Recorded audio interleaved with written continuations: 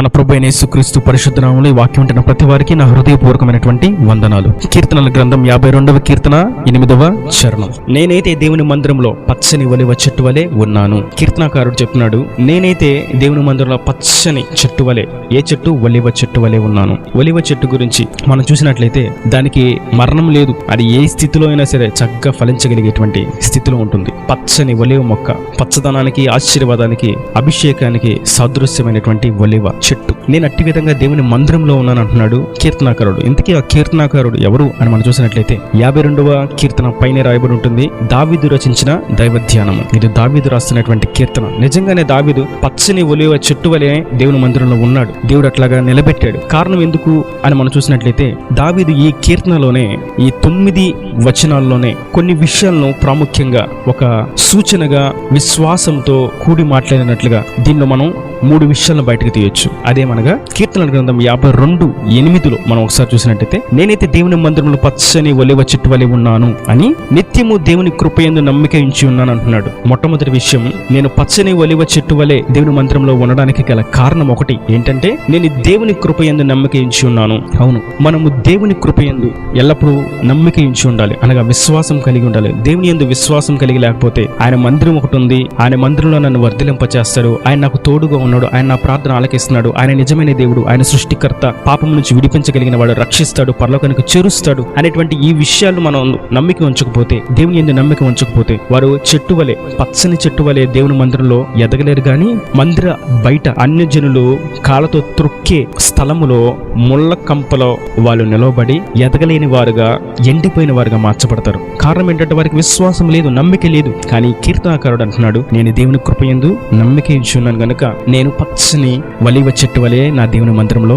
ఉన్నాను. మనం కీర్తన గ్రంథం 37వ కీర్తన 5వ చరణంలో మనం చూసినట్టయితే, నీ మార్గమును యెహోవాకు అప్పగింపుము, నీవు ఆయనను నమ్ముకోనము, ఆయన నీ కార్యమును నెరవేర్చును. అవును, మనం ఆయన నమ్ముకోవడం, మనం ఆయనకు అప్పగించుకోవడం చేసినట్లయితే ఆయన మన కార్యాన్ని నెరవేరుస్తాడు. నువ్వు ఏమని కోరుకుంటున్నావయ్యా అని అడిగితే దావీదుని, నేను ఎప్పుడు దేవుని మందిరంలో పచ్చని ఒలివ చెట్టు వలె ఉండాలి అని కోరుకున్నాడు. దేవుడు అట్లాగే ఆశీర్వదించాడు. మనం కూడా విశ్వాసంతో, నమ్మికతో ఆయనను ప్రార్థించిన ఎడల ఆయన అట్టి విధంగా మనల్ని పచ్చని చెట్టు వలె ఆయన మందిరంలో మనల్ని నిలబెడతాడు, నాటుతాడు, వర్ధిలింపచేస్తాడు. మరియు రెండో విషయాన్ని మనం చూసినట్లయితే 52వ కీర్తన 9వ చరణంలో, నీవు దానిని నెరవేర్చితివి గనుక నేను నిత్యము నిన్ను స్తుతించెదను.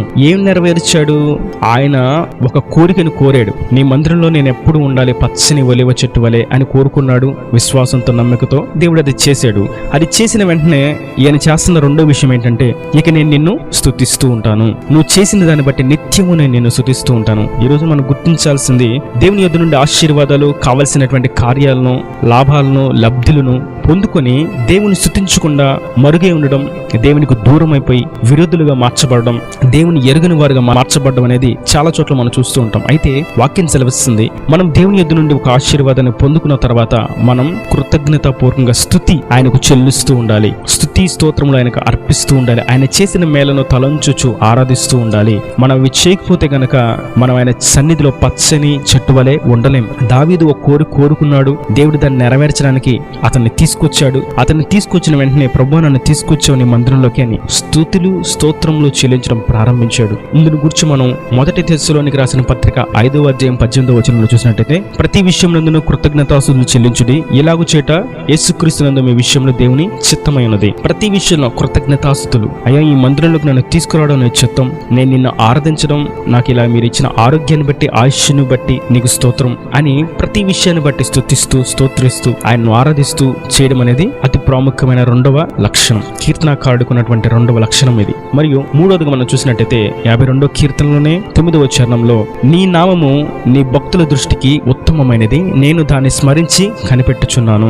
దేవుని యొక్క మహోన్నతమైనటువంటి నామం ఎంతో ఉత్తమమైనది అనే విషయాన్ని దావీదు గ్రహించాడు. అందుకే అంటాడు, రుచి చూచి ఎరుగుతిని యెహోవా ఉత్తముడని. ఆయన రుచి చూచాడు, దేవుని కార్యాలన్నీ చవి చూశాడు, ఆయన యొక్క ఉద్దేశాలను, ఆయన యొక్క ప్రణాళికను స్పష్టంగా గ్రహించగలిగాడు. పరలోక రాజ్యానికి తీసుకువెళ్ళడానికి, ఆయనతో యుగాయుగాలు ఉండడానికి దేవుడైన యెహోవా ఒక్కడే అనే విషయాన్ని గుర్తించాడు. ఆయన నామం ఒక్కటే అని గుర్తించాడు. అందుకే ఆ నామాన్ని ఎప్పుడు కూడా స్మరిస్తూ ఆయన కొరకు కనిపెట్టుకుంటూ ఉన్నాడంట. కీర్తనాకారుడి యొక్క ఆశీర్వాదానికి, పచ్చని ఒలివ చెట్టు వలె దేవుని మందిరంలో ఎదగడానికి గల మూడవ కారణం ఏమిటంటే, దేవుని నామాన్ని ఎప్పుడు స్మరిస్తూ ఉండడం. మనం యేసు నామాన్ని స్మరిస్తూ ఆయనను స్తుతిస్తూ ఆయన చేసిన మేలను తలంచుచు ఆయనను గణపరుస్తూ అని ఎడల ఆయన మన కోరికను మన యొక్క వాంఛను తీరుస్తాడు, ఆయన సన్నిధిలో సాక్షిగా నిలబెడతాడు. అందుకే వాక్యంలో ఏ రీతిగా రాయబడింది, స్తుతియాగం అర్పించేవాడు నన్ను మహిమపరుస్తున్నాడు. దేవదూతలు మాత్రమే మహిమపరిచేది, దేవదూతలు మాత్రమే ఆరాధించేది, దేవదూతలు మాత్రమే స్తుతించేది అంటే వారొక్కళ్ళే కాదు గాని మనము ఆయన నామాన్ని స్మరిస్తూ ఆయన నామాన్ని ఒప్పుకుంటూ స్తుతిస్తూ గణపరుస్తూ ఉంటే ఆయనను మహిమపరిచినట్లు అని మనం చూస్తాం. 50వ కీర్తన 23వ వచనంలో స్తుతియాగం అర్పించేవాడు దేవుణ్ణి మహిమపరుచున్నాడు, నేను దేవుని రక్షణను కనపరుచున్నట్లు వాడు మార్గము సిద్ధపరచుకున్నాను. కాబట్టి కీర్తనాకారుడు యొక్క ఆశీర్వాదానికి కలిగినటువంటి 3వ కారణం దేవుని నామ స్మరణ, స్తుతి అని మనం గమనించవచ్చు. ఇందును గురించి యోవేలు ప్రవచన గ్రంథం 2వ అధ్యాయం 32వ వచనంలో మనం చూసినట్లయితే, యెహోవా సెలవిచ్చినట్లు సియోను కొండ మీదను యెరూషలేములోను తప్పించుకుని వారందరూ శేషించిన వారిలో యెహోవా పిలుచువారు కనబడదురు. ఆ దినమున యెహోవా నామమును బట్టి ఆయనకు ప్రార్థన చేయవారు అందరూ రక్షించబడుదురు. ఆయన నామాన్ని స్మరిస్తూ ఆయన నామమును బట్టి ప్రార్థిస్తూ ఉన్న వారందరూ రక్షించబడతారు. పచ్చని చెట్టు వలె, ఒలివ చెట్టు వలె ఎదుగుతారు, వర్ధిల్లింప చేయబడతారు. వారు నీతిమంతులుగా మార్చబడతారు. వారి ప్రతి అక్కర తీర్చబడుతుంది. ఆధ్యాత్మికంగా ఆత్మవరముల చేత అలంకరించబడతారు, ఆత్మశక్తి చేత నింపబడతారు, ఆత్మాభిషేకంతో ముందుకు అడుగు వేస్తారు. దేవుని రాకడ పర్యంతం వారి భక్తిలో స్థిరంగా నిలకడగా నిలబడగలుగుతారు. ఎందుకంటే ఆయన నామంలో ప్రార్థిస్తున్నారు గనుక, ఆయన నామాన్ని స్మరిస్తున్నారు గనుక. దావీదు అంత శ్రేష్టమైనటువంటి ఆశీర్వాదాన్ని అనుభవించడానికి ఎన్నో కారణాలు ఉండుండొచ్చు, కానీ ఈ కీర్తనలో ప్రత్యేకంగా ఈ 52వ కీర్తనలో అతడు మిగిలిచ్చినటువంటి అడుగు జాడలు ఏంటంటే 3 విషయాలు. 1 కోరిక, విశ్వాసముతో అడిగేటువంటి ప్రార్థన, విశ్వాసము, నమ్మిక. 2 స్తుతి, 3 నామస్మరణ. మనం విశ్వాసంతో ఉండాలి, ఆయనను స్తుతిస్తూ ఉండాలి, ఆయన నామాన్ని స్మరిస్తూ ఉండాలి. ఈ 3 చేస్తున్న ఎడల దావీదును ఆశీర్వదించిన దేవుడు, దావీదుని ఆయన సన్నిధిలో స్థిరపరిచి వదిలింపు చేసిన దేవుడు, పచ్చని ఒలివ చెట్టు వలె నిలబెట్టిన దేవుడు. ఈ వాక్యం వింటే నిన్నును మిమ్మును కూడా ఆయన అట్టి విధంగా పచ్చని ఒలివ చెట్టు వలె నిలబెట్టగలుగుటకు ఆయన శక్తివంతుడు, సమర్థుడు. దావీదు ఒక్కడికే ఆశీర్వాదాలు కాదు గాని ఆయన నామాన్ని స్తుతిస్తూ ఆరాధిస్తూ ఆయన నామాన్ని స్మరిస్తూ విశ్వాసం ఉంచిన ప్రతి వారికి ఆయన అట్టి ఆశీర్వాదాన్ని అనుగ్రహించడానికి మన పక్షాన ఆయన సజీవుడై ఉన్నాడు. మరణపు ముళ్ళును విరిచిన వాడై ఉన్నాడు. మన కొరకు ఆయన పరిశుద్ధాత్మ యొక్క అభిషేకాన్ని, వరాన్ని అనుగ్రహించుటకు మనతో మన కుడి పార్శ్వంలో నిలిచి ఉన్నవాడు.